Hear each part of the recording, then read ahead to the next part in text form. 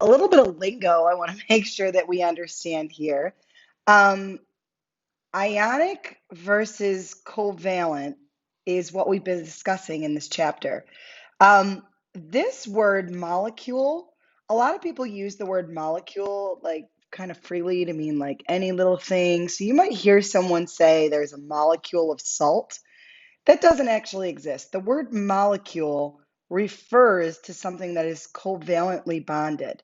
Okay, so another word for something that's covalently bonded is molecular. So I could say it has a molecular bond or it's molecularly bonded, right?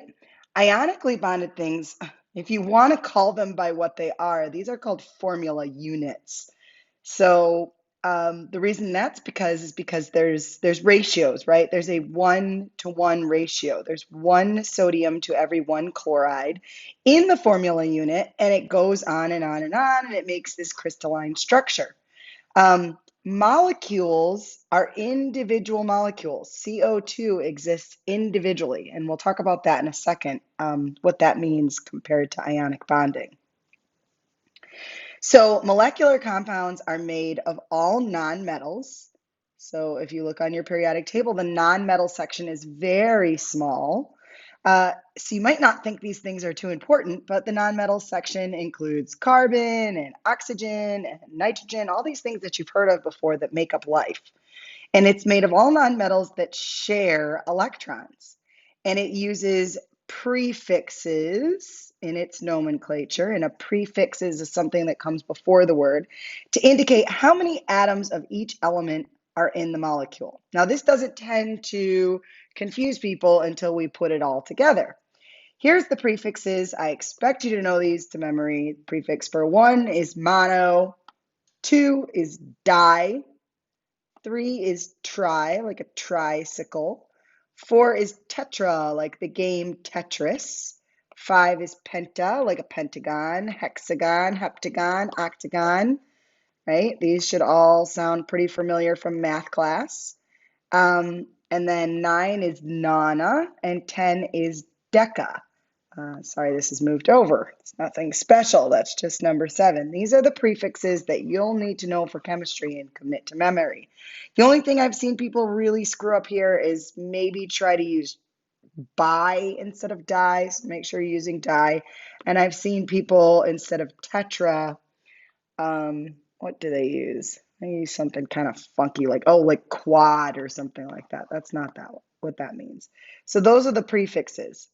All right, so when there is only one atom of the first element, we're going to leave that mono off. And I always use this example, right? Because everybody has heard of carbon dioxide. Carbon dioxide is nothing new or fancy. You've all heard of carbon dioxide. We do not call carbon dioxide monocarbon dioxide.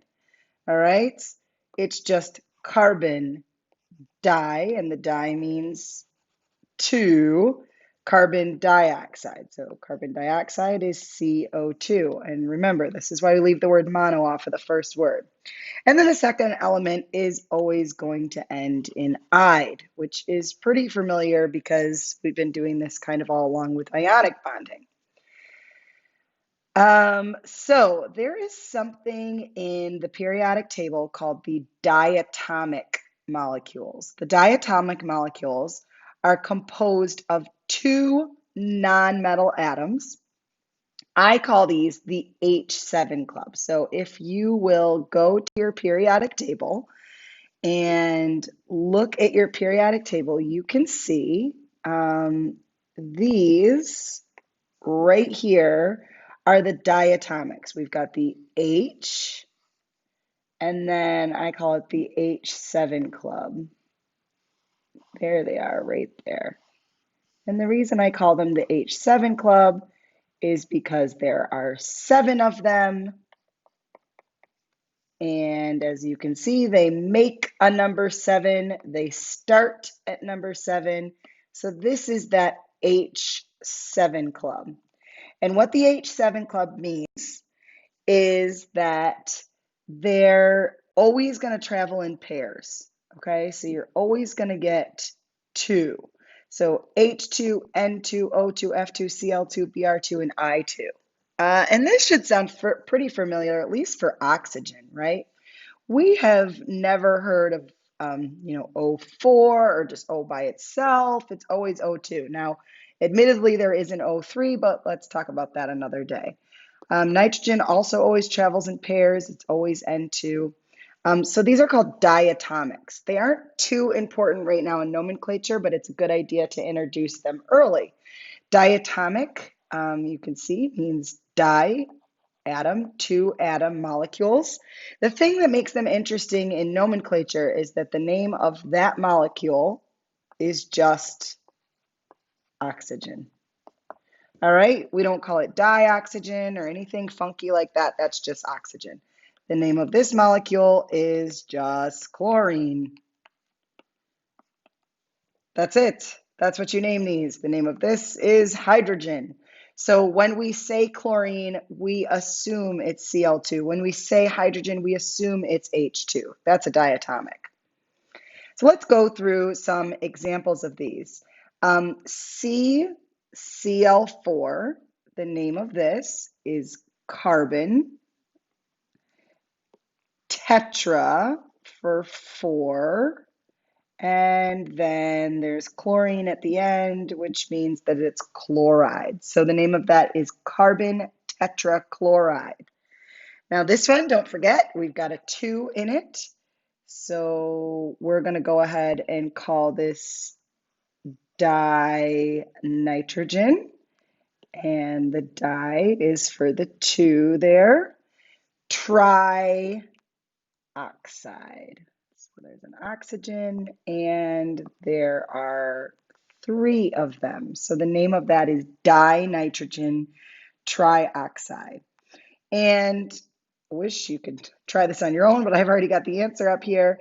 This is diphosphorus pentafluoride, right? So the penta is because of the 5, the di is because of the 2. This is a phosphorus. And then we change the ending to IDE to be fluoride. Now this is all pretty easy until all of a sudden a student gets this in front of them. They get MgCl2 and they say, oh, I know that. That's magnesium dichloride, because I remember there's a 2 there and it's di. That is not right. The name of this is simply magnesium chloride, and that's the biggest mistake that I see. This is not dichloride because this is still ionic. So don't start using your prefixes for ionic bonding. One more small type of compound that I want to mention for you is a hydrate. A hydrate means that it has water attached. So it's a solid compound with water attached. You might remember we showed you a video, or you saw this in class, where you turned this blue substance into white via a flame, and then you added water and it came back to blue. So they're kind of special. They use this special kind of symbol here, a multiplication symbol. And the name of this is the same as the name of the ionic compound. That is still copper 2 sulfate. And then we simply call this penta for this 5.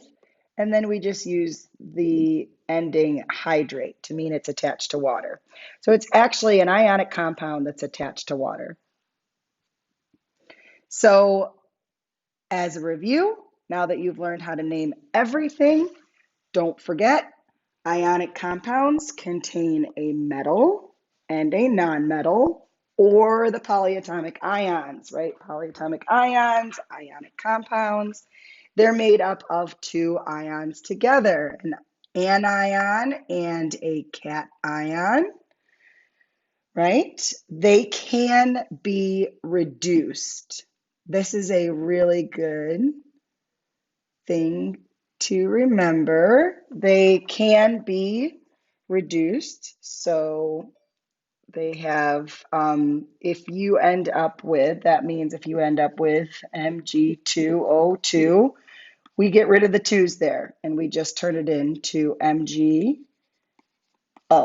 right? We never use prefixes, so it's not going to be di or ti or tetra or anything like that. If the metal has more than one possible charge, you're going to make sure you use Roman numerals. So this means iron 2, okay? Molecular compounds are called molecules. They are bonded by covalent bonds. They are two nonmetals. We are always going to use prefixes, right? The only exception to this is the word mono is left off of the first word, right? This is not mono carbon dioxide, it's carbon dioxide.